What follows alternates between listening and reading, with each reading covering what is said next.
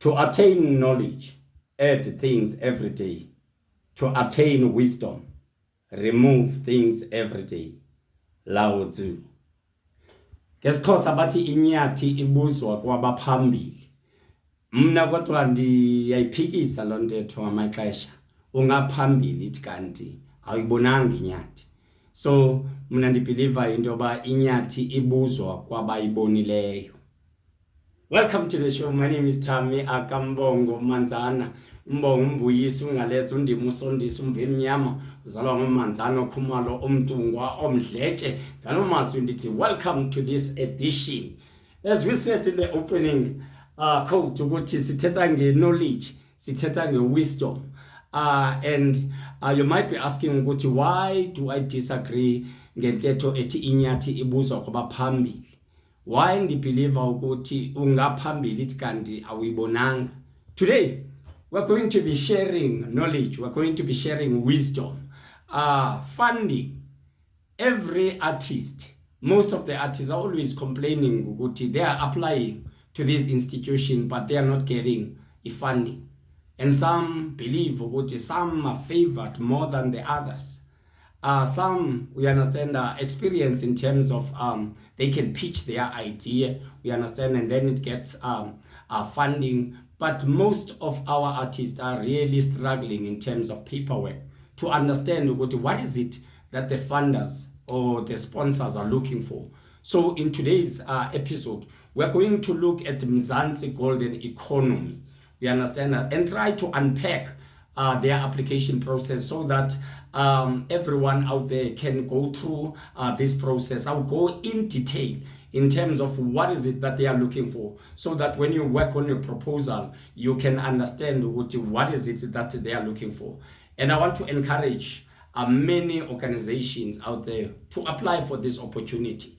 We understand that because it's a big thing. As you know, MGE funding this year, there are a lot of changes. It's in 3 phases. There's cultural and creative industry projects, one, and the second one is touring ventures, and the third one is the target groups. But for today's episode, I'm going to focus more on the cultural and creative industry projects. You understand that because that's where the lot of money is. You understand that you can get for this one, if you want to do a project for 6 months, you can get up to 6 million. And then if your project goes to 9 months, you can get up to 9 million. Obviously, there are job opportunities that are required for you in order to get that money. You understand that you must be able to create job opportunities, like 90 job opportunities for each and every month. We understand that. So if you are doing 6 months, so in that 6 months, every month, you must be able to create that 90 jobs. But if you are applying for something that is lesser than 1 million, and then you are not obliged in terms of the job opportunities. So let's dive straight into it. As I said, this one, I'm going to focus only on the cultural and creative industry one. So if you apply for Mzansi Golden Economy, obviously you have to register with e-services. We understand, so that it's similar to what the NAC and NFVF are doing. You understand, with grant management system, GMS. But this one you have to register with e-services, and then with e-services you go to the Department of Sports, Arts and Culture. Obviously, they will have MGE applications, and then that's where you clock. But I won't go into detail into that. I want to dive straight into it. All right. So there are a couple of sections. I think there are about 11 sections that we need to go, but we will be quick. So the first one, they ask you about the company details, right? They want to know what is the name of your company, the registration number of the company, what type of organization is it. PDY, is it NPC, or what kind of an organization? It's important when you look at this one, you must check what kind of organizations do they fund, you understand, so that you don't apply with the organization that they don't fund. And also they are asking you for company history, but just a background of the company. And in this one, they just want 400 characters. So you understand, you don't need to write a lot, but in that 400 characters, make sure ukuthi it grasp someone about to be interested to read more about your company. And they also want to know about the years of company existence, how long it has been existing. I remember a lot of people make a mistake of saying our company, because it was registered in 2024, and then you say it exists for 1 year, but you will find out that company was already existing, you understand, for a year before they formally register. So don't shoot yourself on the foot on that one. And then they want to know the tax number, because it's very important, you understand. The department wants to make sure you're complying with the tax. And then the name and the surname of the coordinator, someone is going to coordinate this program. And then they want to also here just to get a sense of the main objective. What is the main objective? The top says company details. So what is the main objective of the company? You understand? And also company province. Where is it based? Your company. And the last one, they ask about the company managed by. Yeah, but they are interested to know, is it managed by youth, women, senior citizen, men, or people with disability? So the first one, it's just dealing with company details, right? You understand? You focus on that. And then the second part, they want company detail, company contact details. I mean, so the telephone number of the company, web address. But this one is optional. You understand? If you don't have a web address, you understand, it's fine. You can jump that section. But if you do have a website, I will highly suggest you put it in, so that they get a sense of the kind of the work that you do with company yako. They want the postal address and the physical address, and also the email address, you understand, of the company. And then in number 3, point number 3, they are looking for office barriers of the company. Like you know, most when you go and register the company, there are directors that are registered there in the certificate, you understand. So I usually encourage people to write the people that are there in that certificate, you understand. Some people do it differently, you understand. There might be people who are leading the company but are not in the certificate, so whatever works best for you. But in this section, they ask, what is the position of the person, name and surname, the ID number, contact number, and also the alternative number, we understand, of the office bearers of the company. And then in number 4, they want achievements or awards, and this one is optional. We understand, you don't have to write, but I will highly suggest, you understand, you write some of the achievement of the company, or even the achievement of the people that are leading that company. We understand, or if they've got an award, and what year they achieved this, because this also gives the department or the panelists to know this is really an artist or practitioner or organization that is actively involved in the industry. But some people, they take it light and just jump, you understand, because we've got achievement, we've got things that we have achieved with our companies or the people that are leading the company. I highly suggest that you write that in. And then the next point is they want to know about the discipline details. We understand that in terms of a detail, it talks about sectors. Which sector are you involved in? It will ask you, are you involved in performance and celebration? That's a sector. And then under it, there will be various subsectors, like, as you know, the new minister, Katie McKenzie, has done a sector classification of 16 sectors. So we have of theater, musical theater, opera, festivals, and all those. So look at what is it that you want to apply. And then if you are applying under visual arts and craft, you will find all the subsectors in books and press, audiovisual and interactive media, design and creative services. So there are about how many? 1, 2, 3, 4, 5. I think about 5 main sectors that are there in the application. You understand? You just need to check, where do you fit in? You understand? application yakho that you are applying for. And then if we move to the next one, they want to know about the project details. Yeah, but now we are starting to get into the project. You remember in previously they were asking you more about the company, right? But now they want to know about the project itself that you are doing. What is the name of that project? When is that project starting date? When is it ending? And then the duration, you understand? But don't worry, when you've put in the starting date and the ending date, automatically the system will tell you how many days the project will take place. And then they also want to know the project locality. Is it going to happen in the urban area, rural area, or peri-urban? You understand? Specify those things so that they know. And then the project province, where is this project going to take place? Because I know some people might be in Cape Town, but I'm applying for a project that I want to do in the Eastern Cape. So specify what you want to do this particular project in this province. It's a pity that the department they are supposed to allow people, you understand, to if you want to do more than one province, able to identify those things, but maybe they will do that in the future. And then they also want a project description. Not a lot of words, like 400 words, you understand, that you will tell them what is it that you want to do with the project. And they also want to know, remember they ask you, where is this project going to be based? They want to know the district or local municipality. If you are doing it in Joburg, is it city of Joburg, or are you doing it in Ebuhuleni or Etswana? So that they know which are the areas that are going to benefit from the project. Besides the project description, they also want to know the project objectives.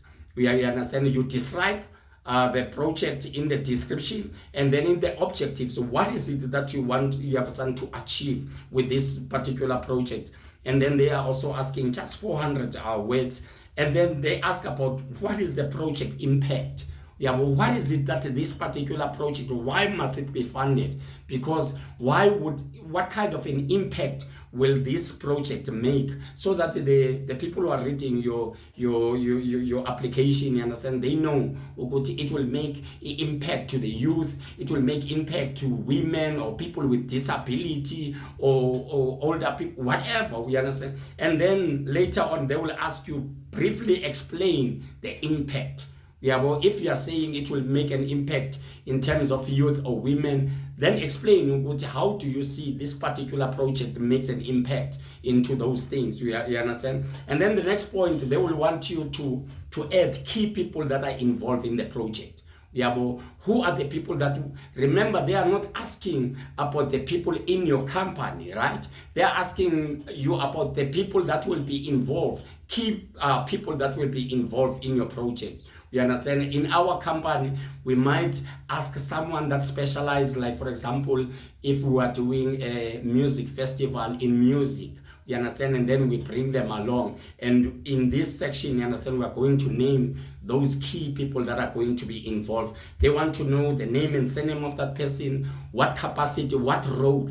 You understand? Now, they are going, like for example, let's say our organization is curating a festival, and then we want to employ someone that is good in terms of curating a festival program. And then under the capacity, we're going to say festival cook, curator or director or whatever, artistic director. So the capacity is very important. And then they ask you about the contact number of that person, and then the ID number of that person is also very important.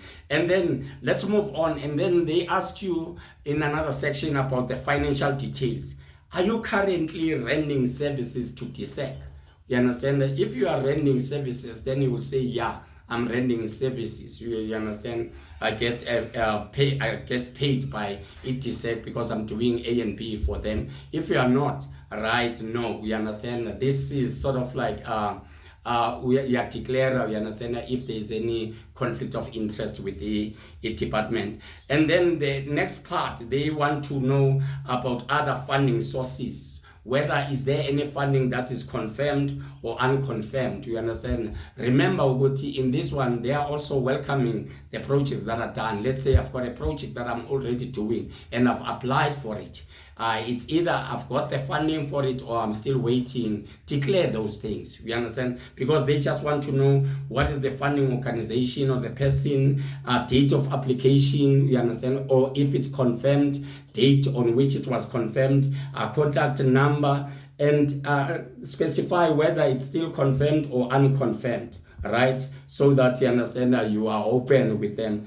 And then the next session, they want to get a sense, have you previously been funded by a Department of Sports, Arts and Culture?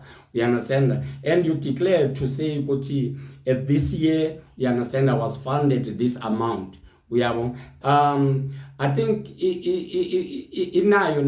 positive. If you haven't been funded, be honest and say, I haven't been funded. If you've been funded by DSEC or any DSEC entities, I would highly suggest that you tell them, in this year I was funded this amount, you understand, so that they can check. Imagine if you've been funded large amount and you were able to do all your reporting and you are showing them you are capable of doing a big project of that scale. You understand? So don't be worried. Don't ungafihli. We are what to say, I've been funded this money. If they see I've been funded a lot of money, they are not going to fund me. Actually, they might see you are responsible, you are able to manage this high amount. You understand? So don't limit yourself. And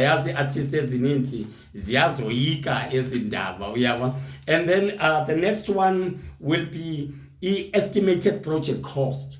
How much do you think this project cost? If it costs, let's say, you say this project cost about 10 million. You understand? You say it costs 10 million. And then they will ask you other funding amount. And then maybe you say, I can be able to go and source 2 million somewhere. You understand? And then last they ask, how much do you want from DSEC?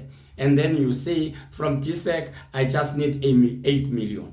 For those that are applying lesser, you can say maybe your project will cost 1 million and then you are going to source somewhere 200,000. You understand? And then from DSEC in this application, you are asking them to fund you 800,000.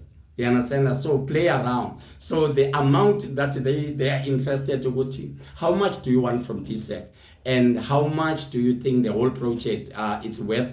And how much do you think you can go and source out there? And then the last part, it's the documents. You have the documents that they require your application to go with. They ask the ID copy, South African, as you know, with this application is open for only South Africans, right? And then they ask you for a proposal and budget. So it must be one document, you understand, that you are having a breakdown of your proposal, you understand, and including the budget. And the budget in their webinars, they say you need to be very specific, you understand, on how are you going to use your budget every month, you understand. So it mustn't be just generic. You must say month 1 I will use this, you understand, month 2, and remember each and every month, to those that want to apply for larger amount, you understand, every month must not exceed to 1 million. You understand that it could be less, but for those people that are applying for less than a million, then it's open. And then they ask you for SARS compliance document of the organization. A lot of us, we've made a mistake in the past in the other institutions. Sometimes they will ask for a tax compliance and then you send your individual tax compliance. But here they're asking for your organization. You understand? And make sure it's not your personal one. It's the organization tax compliance. You understand? Sometimes you get a tax pin, I think, you understand, from SARS. And then they will check, are you tax compliance and all that. Very important. Otherwise, they will disqualify you. And then you also submit your company or NPO registration certificate. You understand? They want that. And lastly, they want a portfolio of evidence. you understand, of your company. You understand, write down what is the aim of the company. If you've done any project, put those pictures of the project, you understand, to show them what the experience. We have a portfolio of evidence. You understand, it's sort of like showing you are capable of doing this. If it's a new organization, you can put a portfolio of evidence, you understand, of the directors or people that are involved in the project, so that they can get a sense of these people they really know what they are doing. So let's take a break, and then after the break, I'm going to give you some tips after the break. Welcome to our YouTube channel. We have various videos, state of the arts, current affairs on various matters. If you have not subscribed, please do so, as we are planning on revamping the whole channel. Please subscribe, like our videos, share them, and don't forget to press that notification button. Welcome back. As you know, I said in the beginning, this is just for cultural and creative industry projects. You understand, I didn't touch on the target group. I didn't touch on the touring ventures. So one, I think make a research in terms of the sector classification. You understand, because sometimes you might be wanting to do a theater festival, so you need to decide, is it under theater or is it under festivals? Because festival and exhibition are under, although they are both under performance and celebration. You understand? So go through all of them to see what my one is speaking to this, so that you are sure, you understand, that you've applied to a right sector. We understand that. Don't make a mistake, because I know maybe at the end of the day they are going to check how many applications did we get from performance and celebration, how many did you get from exhibition and festival, and we understand how many did you get from books and stuff. So go through, make a research to check. And two, most important, go through their guidelines, because some of the answers, the guidelines will tell you what kind of approaches they are applying.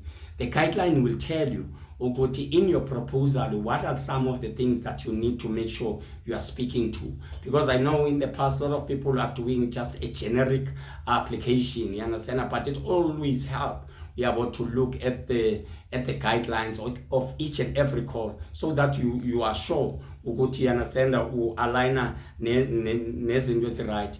And then at the department 3, they say they're encouraging practitioners, you understand, to partner up. Let's say maybe your organization now before 10th of January does not have a tax compliance, you understand. Don't worry, find another organization that is having the tax compliance, and then have an agreement. We understand, we have about outside, we understand, with that person, we understand, and submit information of that company that is tax compliance and stuff, you understand, and then you make an agreement in a low company, you understand. Work with the people that you trust, you understand. It's very important also, this thing of the project impact.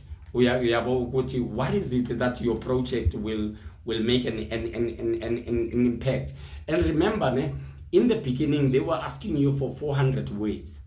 In terms of the project description, the project objectives, and all those that. So in your proposal, it is where now you need to expand more, and tell them what is it.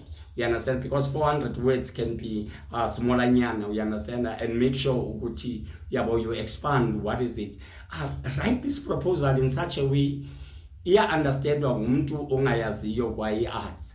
We understand that, because sometimes we write proposal for people abayaziyo arts. You understand? They must read that proposal to say it makes sense. It's really going to change the landscape of the industry. It's going to change the economic, economy of the place that is going to happen with industry. And also seek for help. You understand, because most of the artists are really struggling in terms of putting the weights. Our government, my personal experience of doing a proposal, you need to master their language. When they are talking about social cohesion, We understand nation building. Tina, artistically, we don't talk like that. City social cohesion, nation building, and all those things. You understand? But bona, they want that language. When you do a festival, a Xhosa festival or Swana festival, you understand? How are you doing that social cohesion, that nation building? Speak to that. Yeah, but when you're doing a traditional or something that encourages tradition and culture, yeah, well, how do you explain that? It mustn't just be easy, but I'm just doing a festival. What kind of a festival? Is it a theme-based festival? You understand? What is it that the festival wants to achieve? You understand? The more you go deeper, the better. Yeah, I always encourage abantu, you understand, to get someone that you trust to go through your application and to make sure ukuthi everything is in order. Yeah, I know ukuthi we are coming from December and the application is closing on the 10th of January at 5 o'clock. Many artists will want to do application on the last minutes. Eish, it's a problem. Like for example, when you submit the documents on the system, it asks 5 MB. Some people, because you are doing it last moment, you will rush and to submit the document. And uzokhalaza ukuthi document yakho the system is not allowing. But you were not aware ukuthi it needed to be lesser in terms of the size. Avoid or submit on the last day because the system usually gets crashed. You understand? Yes, we are December. It's 3rd December today. It's about 6 days to go before a closing date. Asiyeke kancinci kwezinye izinto focus on a bigger picture. Ngalomazwi as Thami, akaMbongo, you understand? I wish many organizations get this funding.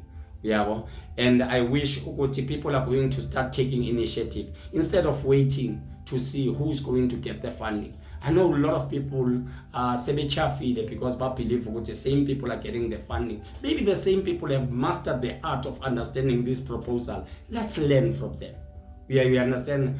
Look at the previous proposal that you've done. Go and get assistance from other people. And also those that have been getting funding, they must not be selfish. You understand? They must impart the knowledge to others. They must assist. They must advise. You understand that this thing must not be like in a competition. I always get, I will get. You understand? The reason why we are doing this episode, it's our way as akaMbongo Foundation and the Creative Passport. You understand? To share the knowledge to some of the artists. Feel free to contact us. If you want any advice, we understand, you can email us at akaMbongo@gmail.com. We understand for any advice or suggestion that you would like us. We would like to many artists to get this funding. And don't forget, we understand that to subscribe on our YouTube channel because we've got various topics that we talk about, and we also want to empower artists. Nalomazwi ndithi Danko. Life of an artist, bacho xa spices, glorifying drugs as a stage fright cure. You can try this just when you're about to grab your chance of staging. Excitement, you can't think out this industry, or should I say this killer dream, cause you will swear that from the start it was designed to kill artists. Bangakulwela when days are bright, unguthembekile. As a human being on Instagram, too much pressure, unrealistic expectations. Whoever said that is the perfect is with us, uthembekile. Singiza uthembekile. Remedies within us, ezikhwemba sibhebhekile.